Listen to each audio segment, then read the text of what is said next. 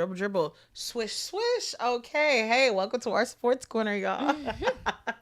So if you are new here, let me give you a brief description. And if you aren't new here, get you a whistle, get you some popcorn, because baby, we got a game for One y'all. thing about record, she love to intro every segment. Okay, like at this point, you do not need to intro every segment. You should know. That was a cute dap up though. Oh my God, Agent and Extra Emily. That's how they met.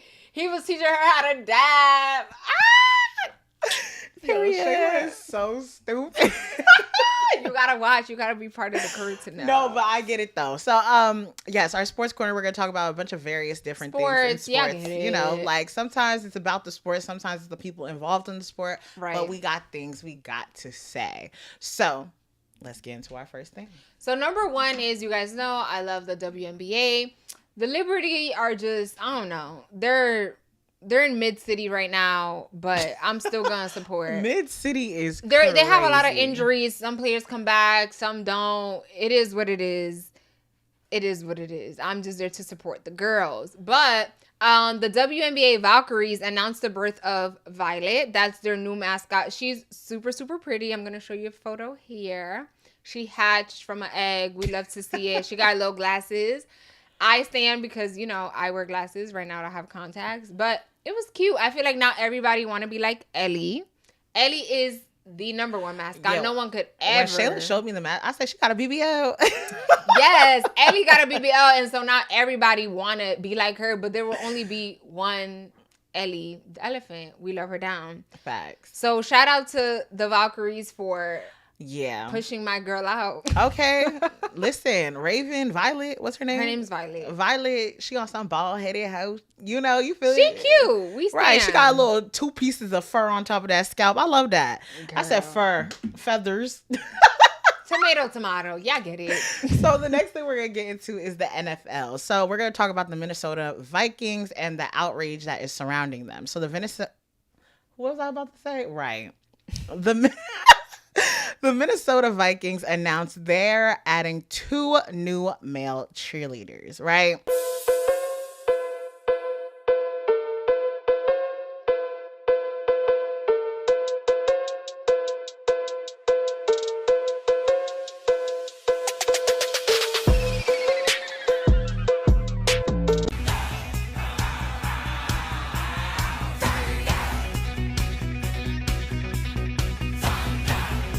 For the 2025 season, and some of the fans are acting like it's the end of the world and football as we know it. Okay, so the team shared the news on social media, and while plenty of people applauded the move, a vocal few threatened boycotts and even canceling season tickets, right? So the outrage feels a little misplaced considering male cheerleaders have always been in the NFL for years, right? And 7 teams had them last year alone, and most fans will probably be more focused on the scoreboard than who's leading. So like, I think for us, right, it's kind of the same thing we talk about with Kimberly, right?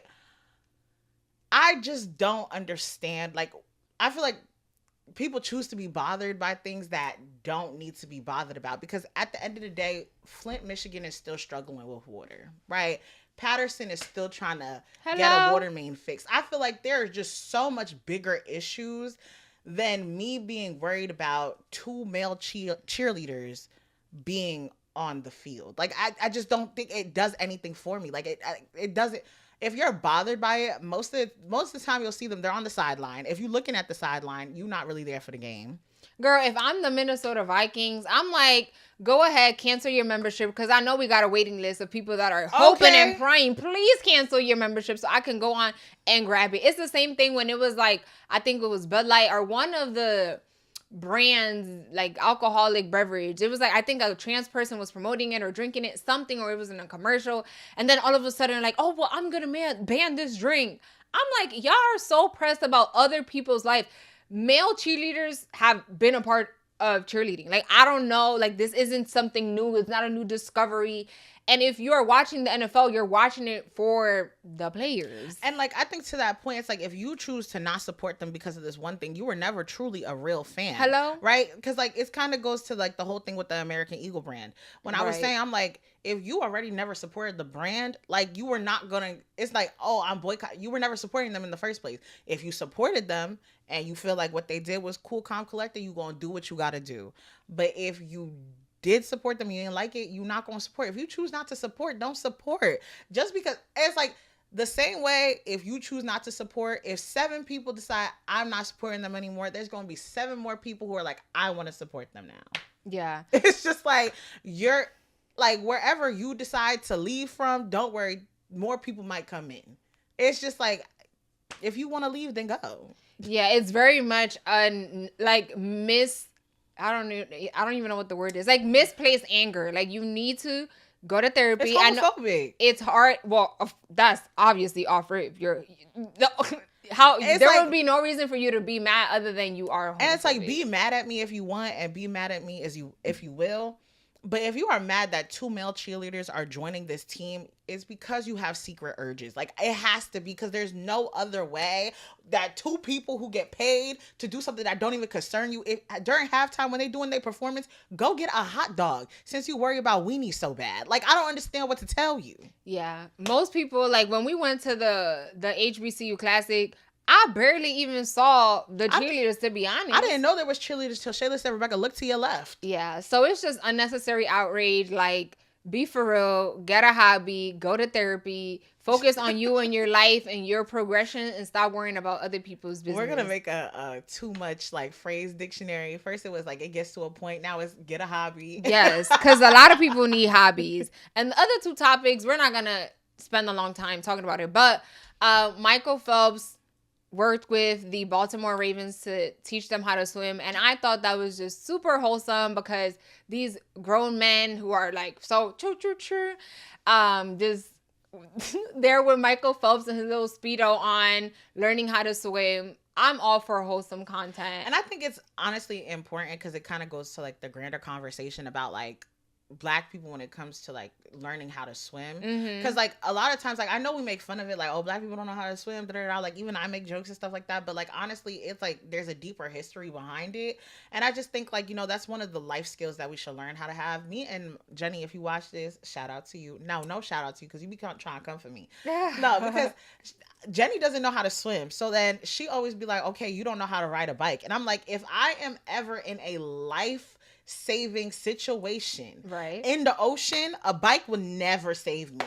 I know how to swim. But it's like a tit for tat. Like, if you want to come for me for this, I'm going to come for you for that. I can ride a stationary bike. I can ride a tricycle. Girl, ain't nobody worried about a station. Girl. You get me a Pelotonic and I could A Pelotonic? What's it called? Peloton? Girl, please.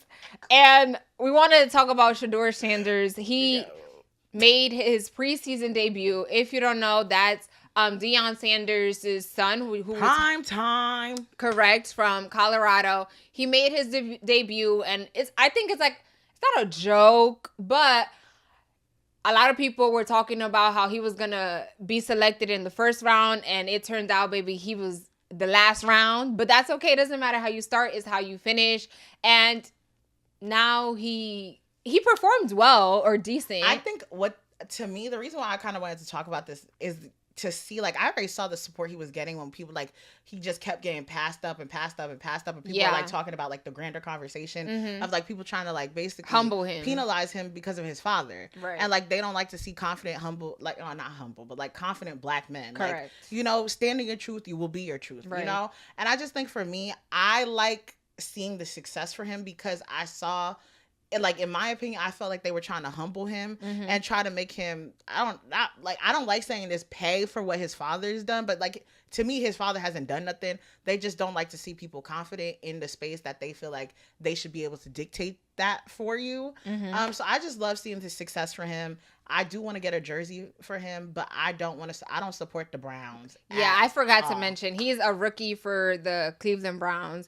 And That's such an embarrassing team. Ugh. Baby, it's not where you start, is where you finish. So again, it's very funny to see, like, anytime he does anything, Black people gonna support him down, and we ride at dawn. And mind you, remember, this was a preseason game, so right. I hit this, so if you heard that, I apologize. But it was a preseason game. It's like the amount of reactions I'm seeing on TikTok of people screaming at the team. You would think a Super Bowl was being paid. Girl, if he makes it to the Super Bowl, it's a wrap, honey. Oh, Shayla, we going to Cleveland. We are, yeah. That's how I feel about like last season with the Washington Commanders. Like I feel he's just such a he's not. I like him, and I just like the way that he carries himself. Like mind you, I was talking about confident players, but I just feel like for him, like I just feel like the way I'm blanking out on his name. I'm thinking about it. Who? The Washington Commanders. Oh my God, what is his name? Yeah, we love him down though. Y'all know who I'm talking about, right? But honestly, like I just like how he presents himself. I like the way he carries himself. Yeah, and I like the same thing with Shedeur. Like after he did his he said, check out the wrist, I was like, yeah, I like him. I like how he carries himself, and I really want the best for him. He is apparently going to be out the next game because of an oblique injury. I have some thoughts on that, but I'm not going to spread no conspiracy. Yeah, we're conspiracy free.